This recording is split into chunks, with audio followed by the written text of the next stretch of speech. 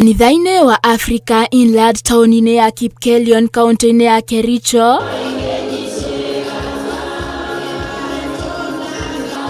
Minista wa ũgitĩri Kipchumba Murkomen akiruta mũkana mũritũ kũrĩ ateti arĩa arauga maracũngĩrĩria ngũĩ bũrũri-inĩ magietha ngumo rĩrĩ twerekeire ithurano mwaka ũkĩte.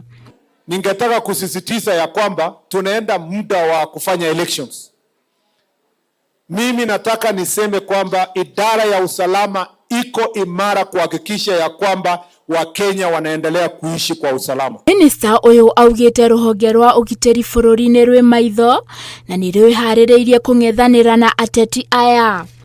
Hatuwezi kukubali kwa njia yoyote mtu mwenye atachochea vita kati ya ndugu na ndugu, kati ya jirani, vita za ukabila, cheche za maneno ambayo inaleta malumbano.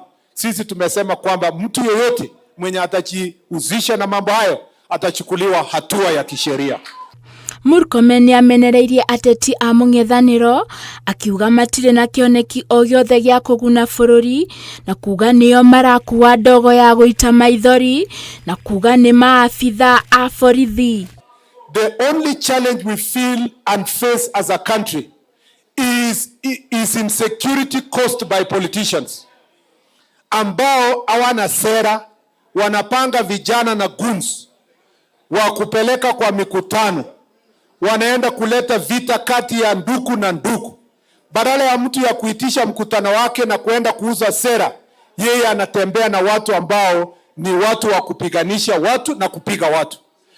Murkomen orĩtie ateti matabanie mĩcemanio ya thayũ na kũhũraga riboti kũrĩ maabitha a borithi mbere nĩguo makaheagwo ũgitĩri wa kũigana. Request politicians, wale walikuwa Kakamega jana, wale walikuwa Nyeri, wale wamekuwa Nairobi, nendeni mikutano kwa amani.